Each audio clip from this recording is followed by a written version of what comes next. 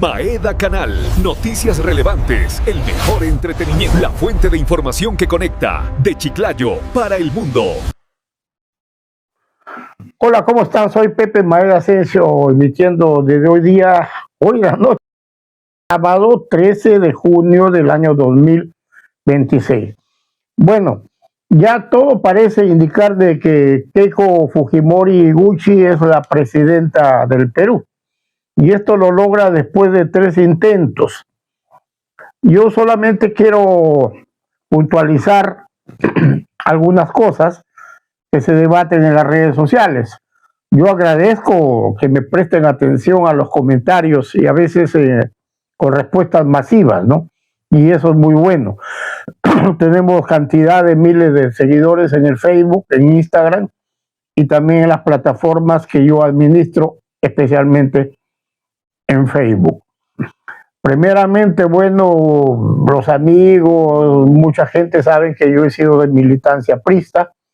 Soy de corazón allista, pero ya digamos mejorado, porque el pensamiento de Haya también ya queda un poco, digamos, desactualizado.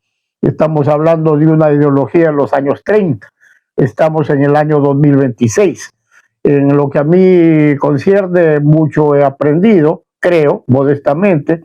He leído a Haya, he leído a Einstein, he leído a Penrose, he leído a Hawking, etcétera, y todo eso es un amalgamiento de conocimientos que uno está obligado a aprender y aplicar en la vida y en el conocimiento. Muy bien. Susana Gucci ya es prácticamente la presidenta del Perú.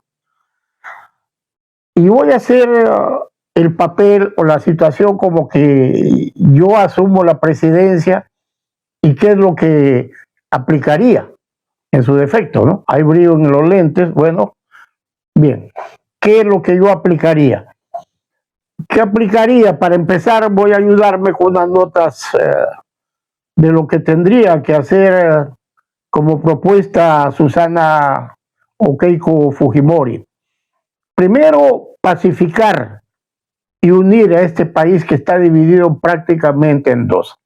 Podríamos decir literalmente, a grosso modo, que está dividido entre, no solamente entre pobres, que es un gran sector mayoritario de la población, y el sector de mediana economía, el sector de los ricos, grandes empresarios. Y segundo, el Perú está dividido entre seguidores de partidos y líderes de izquierda y entre seguidores de partidos de centro y también de derecha. Y hay incluso partidos muy neoliberalistas aquí en el país. Segundo, creo que Keiko debería proseguir con lo positivo que hizo su padre. Para nadie es un secreto que Alberto Fujimori hizo un buen gobierno, apartando los errores también garrafales que tuvo. ¿Cuáles son los alcances positivos del señor Fujimori? La construcción, el emprendimiento de la construcción revolucionaria, creo yo, de grandes centros educativos, de grandes colegios con piscinas incluso, ¿cómo le llaman? Olímpicas, con coliseos deportivos, teatros, etcétera, etcétera, además de su implementación, con carpetas, libros y instrumentos modernos digitales, ¿no? En ese sentido, yo creo que se debe continuar ese trabajo que se hizo a través de INFES, el Instituto Nacional de Infraestructura Educativa y de Salud, que dirigiera el arquitecto Kanachiro. Recuerdo, muy amigo de mi tío compositor Luis Abelardo Takahashi, la sangre japonesa los une, y también mi amigo. La construcción de hospitales, de colegios, de unificar las grandes regiones del país, tanto de costa, de sierra y de selva, como hizo Fujimori. Hay que recordar que Fujimori reconstruyó casi toda la Panamericana, que va desde Tacna hasta Tumbes. Las obras de conectividad interregional e interecológica se debe de continuar. Se debe de aplicar una política de justicia social que significa tratar de llevar a los sectores menos desfavorecidos o menos favorecidos las ollas comunes, los comedores populares, y no solamente llevarles, como dicen los chinos, darles pescado, sino enseñarles a pescar. Yo propongo crear fuentes de producción, fuentes productivas, en donde las comunidades puedan ellas mismas trabajar y producir y sustentar sus hogares. Crear los mecanismos entonces de trabajo productivo, así como Keiko ya está anunciando que productivos serán los presos de las cárceles del Perú, que no solamente se levanten, esperen la olla del desayuno, del almuerzo, de la cena, sino que también aprendan a producir. Esto efectivamente se hace en algunos penales, hacen artesanía, por lo menos aquí en Chiclayo sé que se dedican a la artesanía, a la carpintería, etcétera, etcétera. Pero de repente imitando la política de otras naciones como El Salvador, donde una política penitenciaria está rigurosamente tecnológicamente dada, yo creo que bien aquí en el Perú se puede aplicar con el gobierno o eventual gobierno de Keiko Fujimori. Keiko Fujimori tiene un reto de gobernar mejor que su padre y ella mejor que ella, que ha estado muy cerca de él y que ha aprendido de los aciertos y ha aprendido de los errores que creo fueron garrafales, que hasta ahora se denostra y ha creado una fuerte ola de oposición a la figura del fujimorismo. Fujimori, por ejemplo, tuvo el gran error de abrir las puertas a las cooperativas agrarias azucareras, como Pucallá, Tumán, Pátapo, Cayaltí, y entraron 3 o 4 comerciantes o empresarios con bajísimo capital, como es el caso de Pucallá, en donde el clan entró con 36,000 soles de capital, aunque ustedes no lo crean, y manejó la empresa azucarera a la par de Tumán, de las más grandes de la costa norte del país y de las más grandes de la costa peruana. Y eso fue Pucallá, que vino después prácticamente un desastre.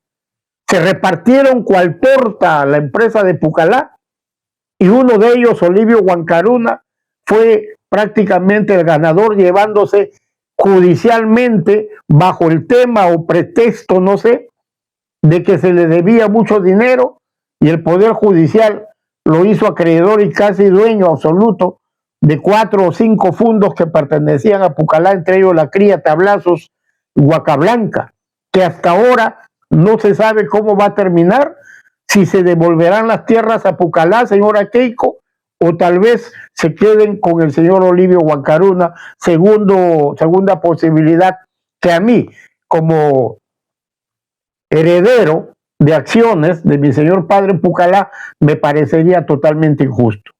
Keiko Fujimori, si me ve, si me escucha en este video, tiene que intervenir en el problema de las grandes masas de trabajadores, de accionistas, viudas y jubilados, de todas las empresas cooperativas agrarias de producción que se crearon en el país desde el año de 1970, después de la dación del decreto ley 17716, que instaura en el Perú lo que se llama la revolución de la reforma agraria, encabezada y liderada por el general piurano Juan Velasco Alvarado.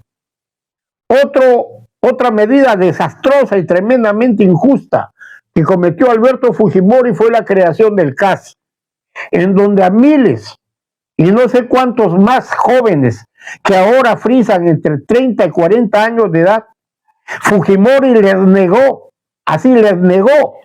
malamente y yéndose contra los derechos humanos y contra las leyes laborales instauradas en el país y en otras partes del mundo, lo que se llama la consagrada y sagrada estabilidad laboral, doña Keiko Fujimori. Eso tienes que corregirlo. No es posible que un joven que entra a trabajar y ya tan luego cumpla 1 o 2 años, se le bote de la empresa, porque ya empresa pública, estatal o privada, dicen que amenazan con conseguir legalmente la estabilidad laboral. La estabilidad laboral, doña Keiko Fujimori, es un derecho humano. Está declarada repito, en la Declaración de los Derechos Humanos del Hombre a nivel universal. No es solamente una ley que se debe aplicar y respetar en el Perú, una ley que ya fue dada y que su señor padre prácticamente la pateó. Eso ha generado también en gran parte mucha oposición, no a la política, a la doctrina, sino a la imagen del fujimorismo, que tiene que corregir. Y yo creo que son alcances positivos, y Keiko es inteligente, muy bien lo sabe, que tiene que corregir los errores que cometió garrafales su señor padre. Entre ellos ya sabemos, aparte de su inteligencia que yo reconozco del ingeniero Fujimori, porque no solamente fue un ingeniero agrónomo, sino matemático, agricultor, polifacético, cometió el gran error de tener a su lado y darle absoluta confianza y desmedido poder a Vladimiro Montesinos, que finalmente acabó siendo prácticamente la lanza en el talón de Aquiles que destruyó el gobierno del ingeniero Fujimori. Entonces quedamos con la anulación del caso. Se tiene que hacer un trabajo de reestructuración total en los poderes principales del Estado. Para nadie es una noticia, no es una novedad que se necesita, señora Keiko Fujimori Gucci, la reestructuración del Poder Judicial, del Ministerio Público, de la Contraloría General de la República, que casi nada consigue en favor del Estado, de la policía, con altos índices de corrupción, y por supuesto también con nuestro ejército peruano, incluyendo la Fuerza Aérea del Perú, el ejército peruano tan honorable, pero que también necesita reestructuración. En todas estas entidades del Estado, no solamente ingresó, sino que ha ido creciendo la corrupción.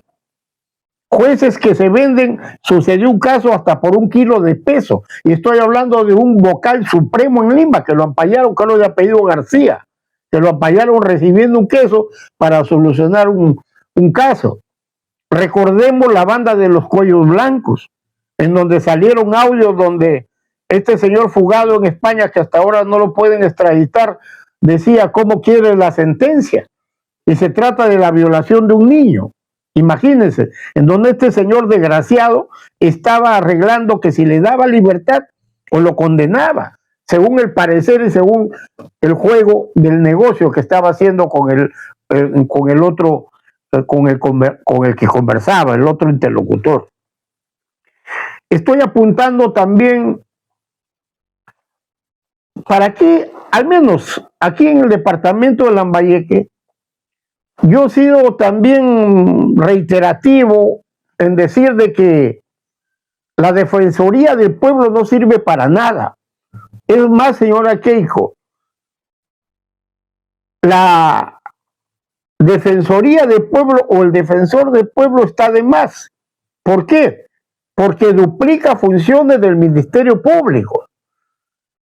Nosotros tenemos que asumir que un fiscal es el defensor del pueblo, en donde cualquier ciudadano puede ir y sentar una denuncia formal para que se investigue, y si esa investigación es parte de una denuncia que va en la defensa de los intereses del Estado, entonces el fiscal se convierte al fin y al cabo en un defensor del pueblo. Entonces, ¿para qué estar gastando un enorme presupuesto a nivel nacional de un organismo llamado Defensoría del Pueblo, con un representante llamado Defensor del Pueblo, que aquí en Chiclayo ninguna denuncia penal le fue aprobada? Estoy hablando de un señor que estuvo casi 15 años aquí y prácticamente insulso, con una producción tremendamente trivial. Propongo entonces que la Defensoría del Pueblo sea desactivada, señora Keiko Fujimori. reformar la Contraloría General de la República. Y reformarla porque la Contraloría es otro organismo insulso. Tienen control interno en casi todas las entidades del Estado y se hacen patas del gobernador. Pero ¿cómo no se van a hacer amigos y hasta compadres si funcionan al lado de la oficina de los alcaldes, funcionan dentro de los edificios, no están aparte de los organismos que ellos fiscalizan? Una medida buena sería que los órganos de control interno no funcionen dentro del edificio donde está el alcalde, donde está el gobernador. ¿Por qué? Porque a la hora de entrada y a la hora de salida, a la hora de marcar tarjeta, mínimo se van a saludar. Hola Jorge, hola Pedro, ¿cómo estás hermano? Entonces con esa amistad, ¿con qué rigor se va a controlar al gobernador, al alcalde o a otro funcionario? Si viven y conviven dentro del mismo edificio y hasta participan de las mismas celebraciones o fiestas que hacen a veces a nivel y por motivos institucionales. La Contraloría General debe ser renovada o prácticamente reformada o crear otro organismo parecido, pero con diferentes dispositivos de reglamentación. A eso me refiero. Keiko está ofreciendo aplicar una medida a la que ella hace tiempo se opuso en una campaña. Lo que Ollanta Humala quiso o propuso y lo hizo, la pensión 65, que dicho sea de paso, no es justa. No es justa, digo, desde el punto de vista de desatención a muchos ancianos que no reciben la pensión de la pensión 65. Keiko ha ofrecido universalizar la pensión 65. Yo creo que esta es una medida que ya hecha promesa la tiene que ejecutar sí o sí, y va a ir aliviando el desequilibrio de diferencias socioeconómicas en el país, que son la causa principal de estas reclamaciones que con toda y justa razón hace prácticamente la mitad o la mayoría de peruanos. Hay pensionistas, jubilados, viudas. Lo vivimos todos los que tenemos un padre o una madre pensionista que reciben 300, 400 soles al mes, como si con eso los gobernantes puedan pensar que con eso se puede vivir. Hay viudas que viven solas, los hijos ya se fueron de casa. Y al vivir solas o solos, viudos, tienen que pagar luz. Muchos pagan casa porque no son propietarios de casa. Tienen que pagar agua y arbitrios. Bueno, los arbitrios ya deben ser exonerados a partir de los 60. Pero se necesita, Keiko Fujimori Iguchi, una reivindicación de la pensión del jubilado. Tiene que incrementarse. Yo creo que el Estado peruano sobradamente podría pagar un sueldo mínimo mensual a cada viuda, a cada jubilado. Estamos hablando del orden de 1.200 soles, que prácticamente no es mucho tampoco, pero que sería un poquito suficiente para no vivir, mejor dicho, en la desesperación y no vivir en la necesidad como millones de pensionistas, y usted bien lo sabe, viven actualmente en el país. Esto sucede en los pensionistas tanto del sector público como del sector privado. Otro de los temas es Keiko Fujimori y la reforma universitaria. Yo recomendaría respetar la intangibilidad del campus universitario, como en los años 80, en donde la policía, pese a las protestas masivas que hacían los universitarios, la policía no podía entrar en el campus universitario. Me refiero a la Universidad Nacional Pedro Ruiz Gallo de Lambayeque. No hay que tampoco ir contra el ímpetu de reclamo y el ímpetu fervorosamente político que tiene el joven universitario. ¿Por qué? Porque es inherente a él, no solamente aquí en el Perú, sino a nivel mundial. El universitario como joven que le atraen las ideologías políticas de aquí y de allá. El joven es efusivo, el joven vive el pensamiento doctrinario y político. Aunque eso después yo tengo esa experiencia he visto y observo que muchos cambian. Los que fueron fervorosamente de ultraizquierda, después de 30 años con un cartón en la mano, ya con una camioneta nueva, cambian de parecer. Aunque ellos sigan diciendo que son comunistas, pero ya no, pues viven como cualquier burgués, viven en abundancia. Entonces solamente el comunismo lo llevan, diría yo, lo llevan poéticamente, como un recuerdo grato de su juventud. Pero eso no hay que reprimirlo. Dejemos que el universitario pueda crear, pueda estudiar y también pueda expresarse conforme lo ampara y lo apoya en el derecho la Constitución Política del Perú. En el tema universitario se tiene que desaparecer SUNEDU, que ha quitado el derecho a muchos peruanos que después de estudiar, dejar de estudiar 5 u 8 años ya no pueden regresar a hacerlo y que tienen que regresar a estudiar como si fueran cachimbos. Eso es injusto. Por ejemplo, no puede regresar usted porque ya el curso de dinámica se llama dinámica de la partícula, o el curso de estática se llama estática de los sólidos, o topografía 1 y 2 ya se llaman mediciones topográficas, cuando en esencia el curso y el sílabus en el contenido es el mismo. Hay muchachos que me dicen, Pepe, no me permiten regresar porque dicen que análisis matemático 1 ahora se llama matemática simplemente y que debo llevarlo nuevamente porque es otro curso. Mentiras. La matemática euclidiana, la física newtoniana es la misma. En la universidad, que yo sepa, no se enseña la astrofísica de Penrose, no se enseña la gravitación universal y la astrofísica de Stephen Hawking, o de Paul Davis, o de Michio Kaku. No, es la física newtoniana, es la física clasicista que hasta ahora, aun cuando se dio en el siglo XVI, XVII y XVIII, se sigue enseñando en la universidad, donde la fórmula de la gravedad sigue la misma, que el espacio es igual a velocidad por tiempo y velocidad es igual a espacio sobre tiempo, son las mismas fórmulas. Las mismas fórmulas de gravedad de Newton se siguen enseñando.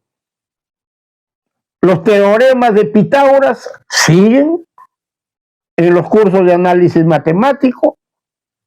¿O ha salido otra forma de analizar, señores de SUNEDU, que no sea el cálculo derivacional, el cálculo integral, el cálculo infinitesimal y el cálculo matricial? ¿Hay algo diferente en las matemáticas que yo sepa?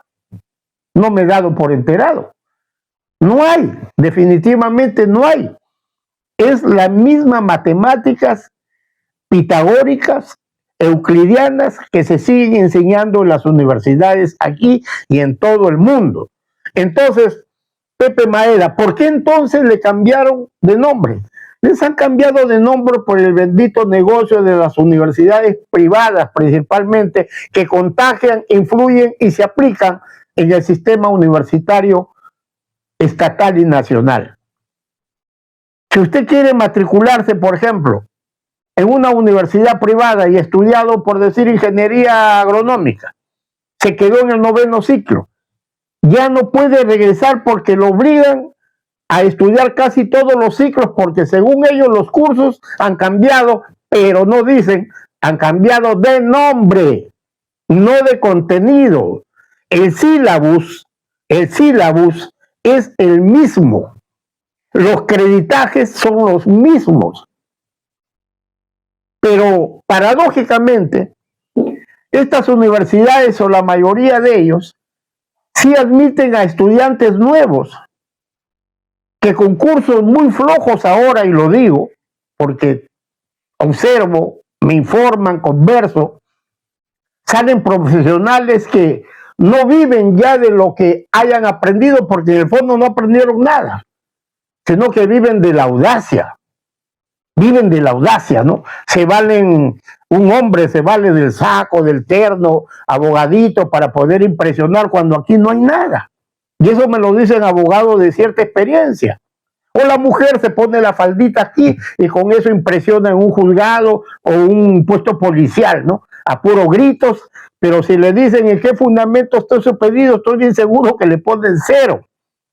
¿Por qué? Porque no es una novedad que muchos profesionales, y yo lamento esto, hayan egresado y se hayan titulado en 4 o 5 años en universidades, que casi todos los cursos los dieron a distancia.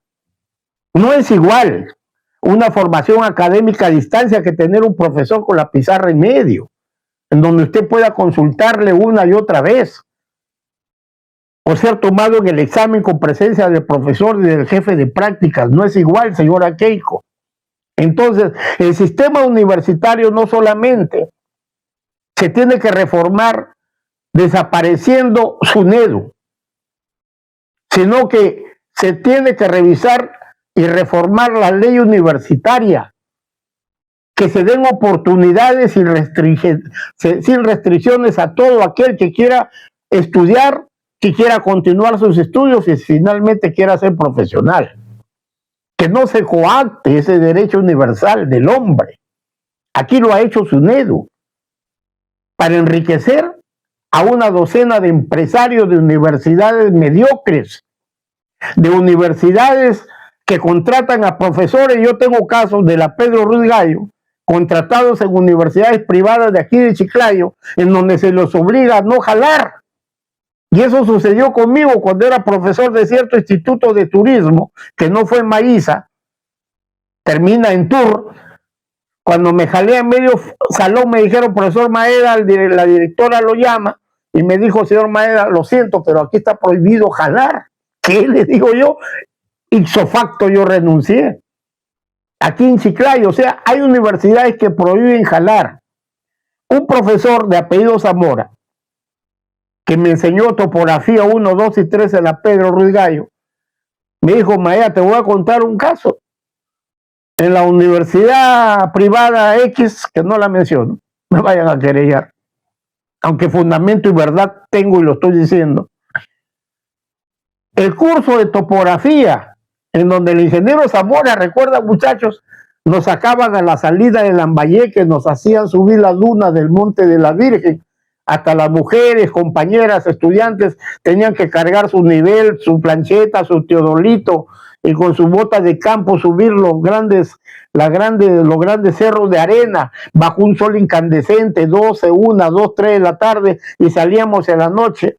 Hablo de topografía, o con el ingeniero Castillo en el curso de Caminos 1 y 2, que nos hacía subir el cerro de Reque, etcétera, y el que está a la salida a Pimentel, donde ahora hay un pueblo joven, porque eran cursos que tenían que hacerse y desarrollarse así, pues.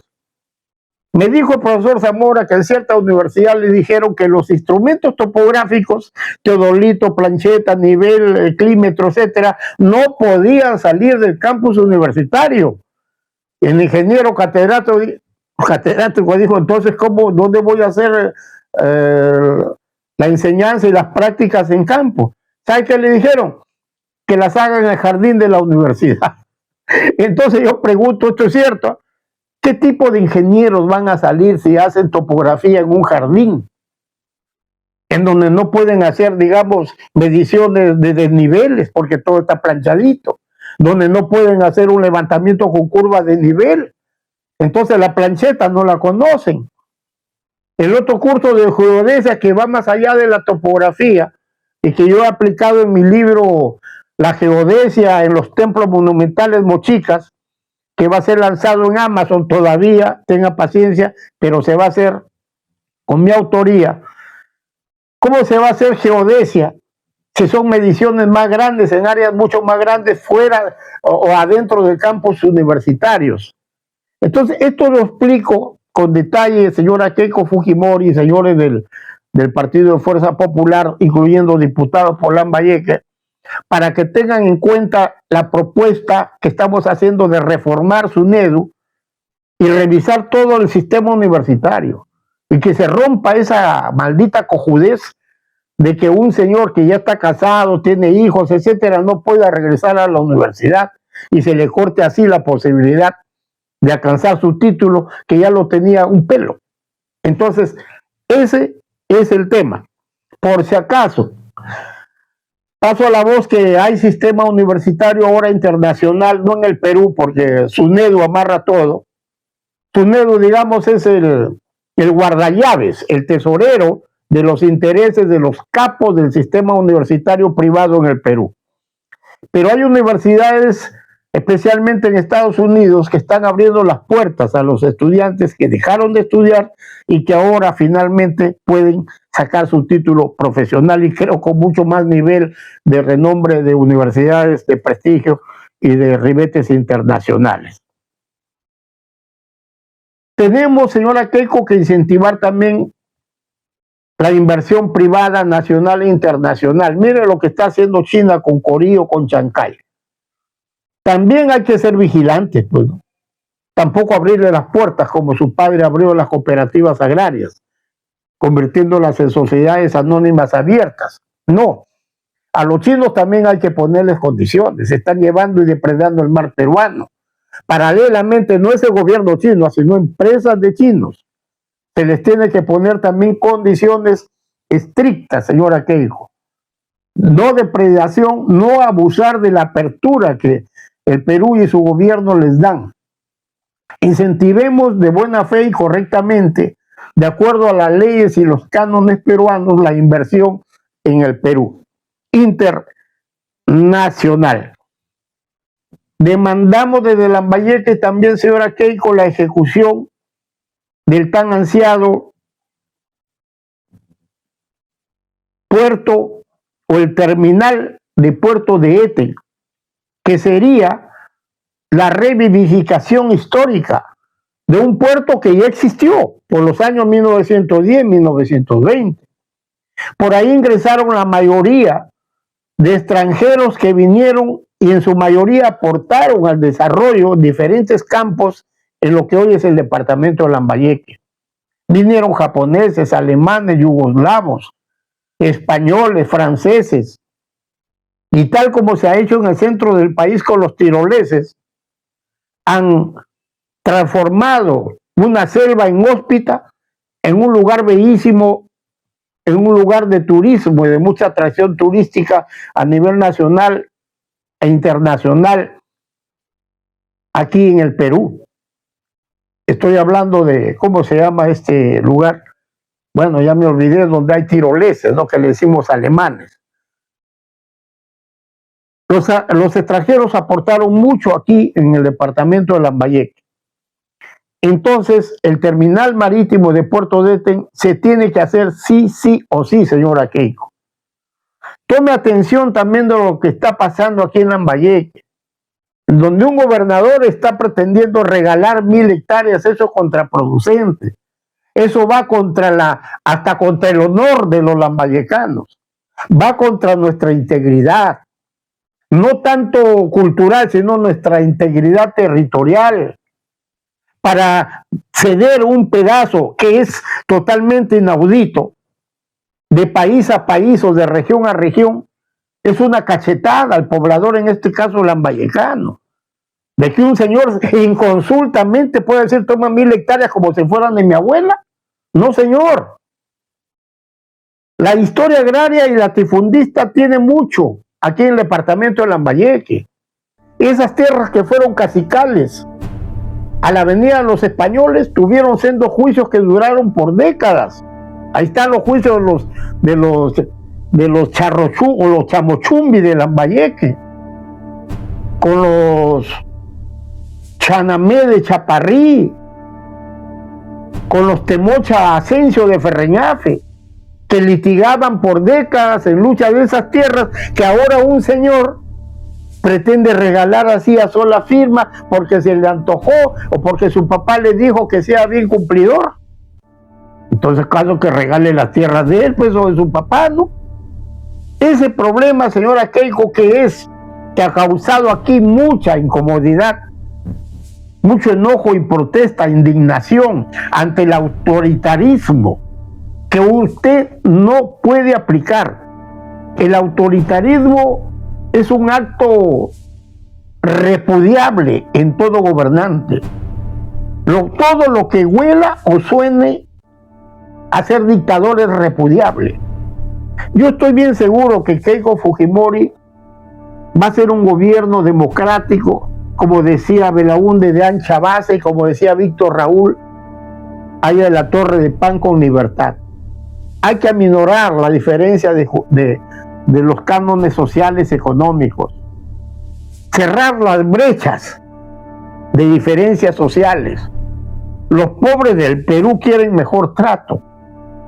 Estamos tan, pero tan mal, que como para usar la necesidad y para usar y aprovechar el voto del pobre, incluso se ha pretendido colocarnos de vicepresidenta a una señora, a una dama totalmente ignorante culturalmente, que no sabe ni hablar. El Perú no es un país que parezca distrito. Nuestro país es un país importante,